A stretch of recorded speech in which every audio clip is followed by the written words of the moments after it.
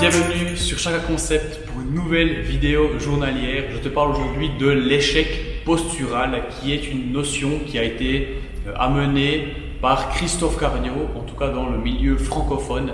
Si tu ne connais pas Christophe Cariot, tu peux aller voir en description, j'ai mis le lien vers son site. Il a notamment fait une méthode très intéressante, des livres et également maintenant une gamme de suppléments. Donc n'hésite pas à aller voir ça en description. Donc premièrement, quel est cet échec postural? Comment peut-on le définir? Premièrement, il va toucher seulement certains exercices. Lorsque vous allez faire des exercices d'isolation, la plupart du temps, l'échec postural ne va pas vous limiter. Toutefois, lorsque vous faites des exercices polyarticulaires ou de base comme le squat, comme le soulevé de terre, le rowing, les fentes, etc. Ces exercices vont demander une grande force de gainage pour maintenir la posture durant le mouvement. Donc au squat, la posture doit maintenir, votre posture pour réussir à faire vos répétitions avec la barre sous le dos chargée la plupart du temps très lourd. Même chose pour le soulevé de terre. Pour réussir à soulever votre barre, le dos doit rester droit durant toute l'exécution pour évidemment éviter les blessures et éviter de mettre des tensions néfastes sur la colonne vertébrale qui peuvent évidemment déboucher en hernie discale et autres pathologies. Ce qui sera intéressant de faire lors de tous ces gros mouvements, ça sera d'arrêter votre série, d'arrêter votre effort au moment où la posture se dégrade.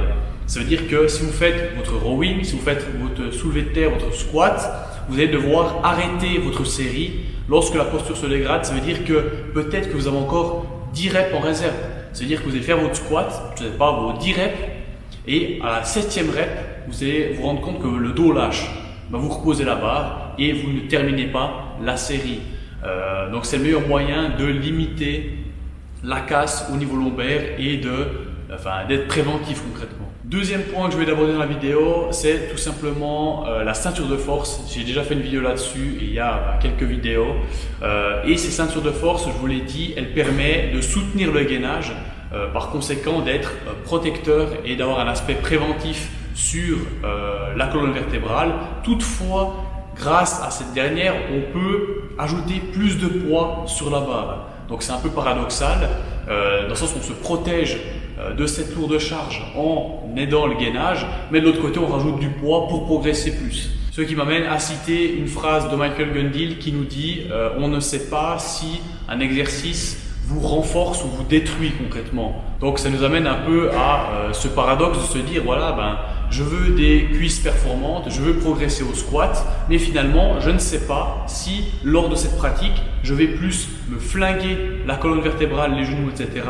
ou je vais plus me renforcer. Quel est l'avantage que je vais avoir et est-ce que j'aurai l'avantage ou finalement plus l'inconvénient?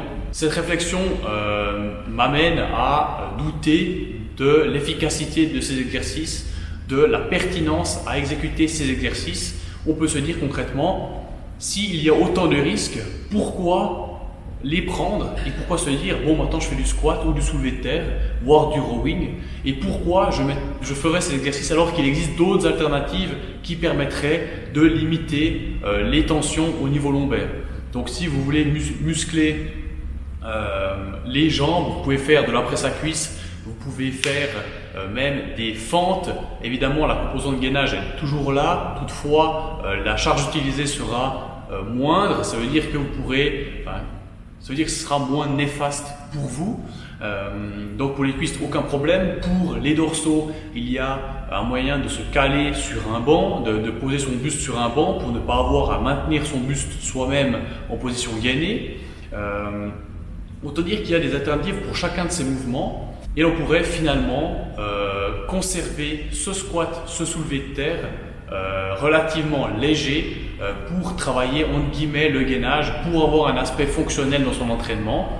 Le fait est que grâce à cette démarche, on limiterait grandement les risques de blessures dus à ces exercices et on garderait que les bienfaits qui sont finalement peut-être le fait de travailler son gainage avec de la charge sur le dos, mais une charge limitée, avec un nombre de répétitions limité, en n'allant pas à l'échec musculaire ni postural.